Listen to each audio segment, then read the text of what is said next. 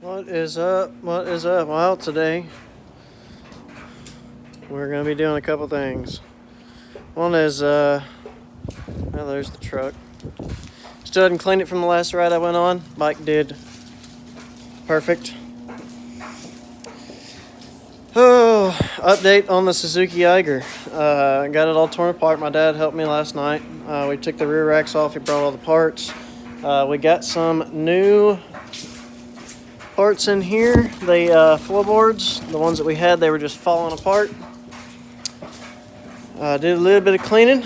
Got the carburetor taken off. Got the carburetor kit put back in. As you can see, it looks like almost a brand new carburetor. Almost, I said almost. I got another tool at the shop here. As you can see, we got everything in there. Got it all looking nice and clean. Let me go turn on my light so we can see here, because I'm about to show y'all how this thing works. Okay, better light here. I got the belt taken off there.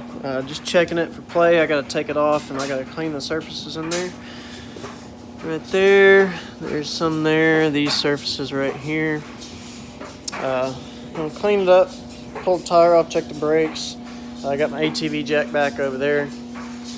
I got the carb kit put in over here. I've already put it in. These were the jets that came out of it. You can see they're pretty nasty. That was the needle. Here is the fuel line. I got to replace that. Fuel line's got some stuff in it. That's got some dirt dauber stuff in it, and then that I got to put this back on. That's the cover. These are the parts that I didn't use. And of course, I got to do the that's the air to fuel mixture ratio.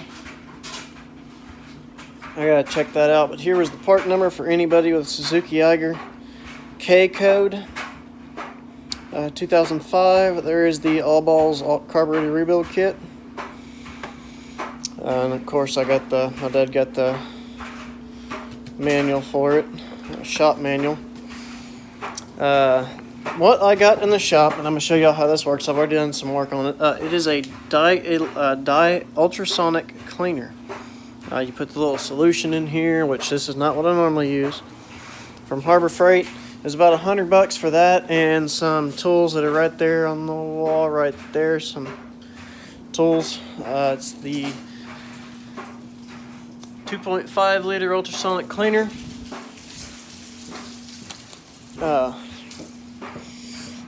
I've already done some cleaning, as you could see on that carburetor. I wish you could have seen it before I started, but man, that looked good. These tools are all rusted. Got those done. As you can see how dirty the water is. What I'm about to do is we're going to come in here. We are going to figure out what the dirtiest tool I have. Some of the dirtiest tools. Dirtiest, nastiest, just kind of corroded tools. We'll figure this out. It'll work on anything. Nuts, bolts. Let's take this spring for example. We'll just throw this spring in there. Let's see, what else do I have in here? Are these any good? Those clamps are still good. What about some of the? Okay, so we'll just throw these. Now it does have a heat function, so I have the heat function turned on. That water is kind of warm. We'll just throw some of these in here.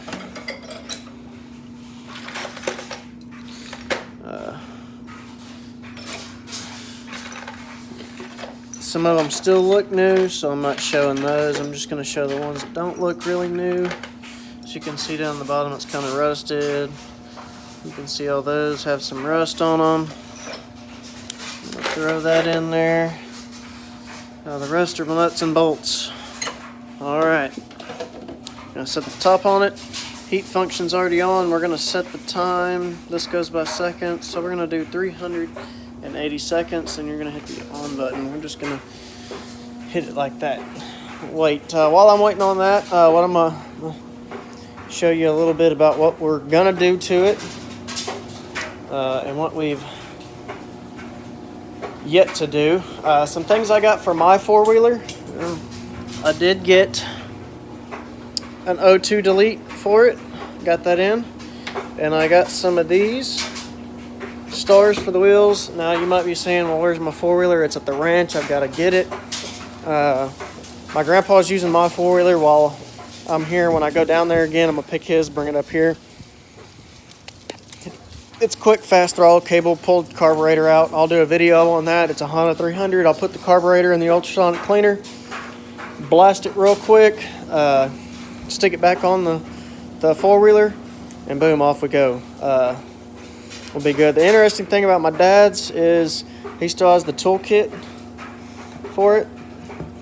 And as you can see in there, there is a wrapper. That would be the low pressure tire gauge. This thing's never been mudded, never been sunk, never nothing. As you can see, there's no mud anywhere on this frame at all. There's some dirt from the ranch. That is about it. There's an axle seal. I got to replace that seal up there. This right here is bent down. It's got some oil on it from the differential.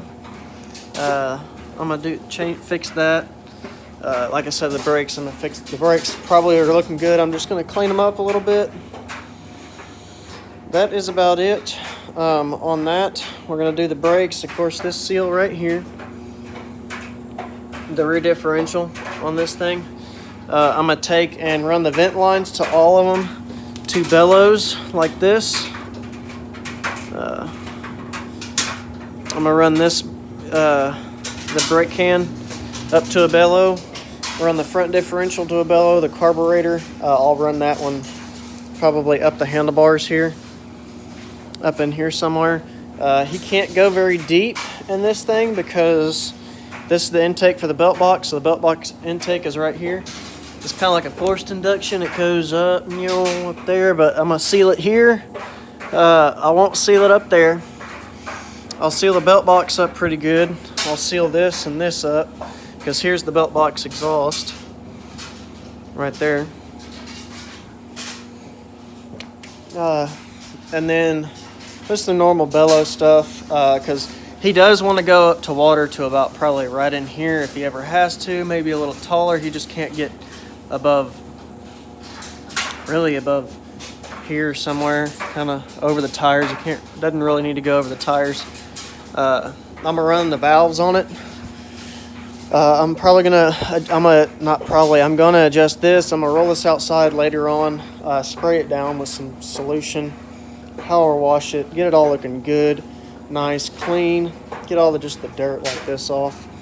The box in here, it's still good and waterproof. It is waterproof, yes I know, shocker. Tires are still holding in there. Here is a piece of the carburetor that I pulled off. As you can see, it's like it doesn't even want to go back into shape. I can stretch this. See, it just breaks straight off, flat. It's pretty good for what we did. Just putting around. We pulled trailers with it, that stuff and the other. The shocks are still good. He doesn't want a winch, but guess what? This dingaling's getting a winch because I know he's going to use it. I'm going to do that as a happy birthday, Christmas type deal. I did get some new furniture. That's what my dad brought up. But I'm basically going to go through it, give it a shakedown. There's the winch. This thing came wired for a winch, so I just need to clean those terminals up, stick the contactor. I'm probably going to put the contactor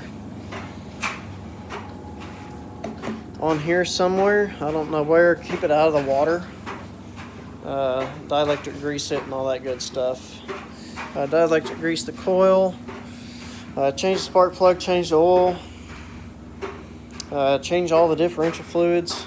This thing only has, you can't even really see it because it's so blooming dirty, 601 miles on it, 101 hours on it.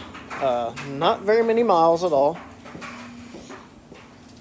Not very many hours. I think my 2018 has about that. Actually, it's getting closer to it. Yeah, I got pretty much everything set up now. I'm just waiting on a few things here and there. Got my radio, washer and dryer, of course. These are the tools I picked up last night at Harbor Freight when I went. I gotta find my battery charger here, get that going, so I can charge my battery. We looked for it, and couldn't find it last night, so I don't know where it went. This thing over here is coming to an end. I got about 2 more minutes on here, and I'll jump off and I will show y'all what the end product is.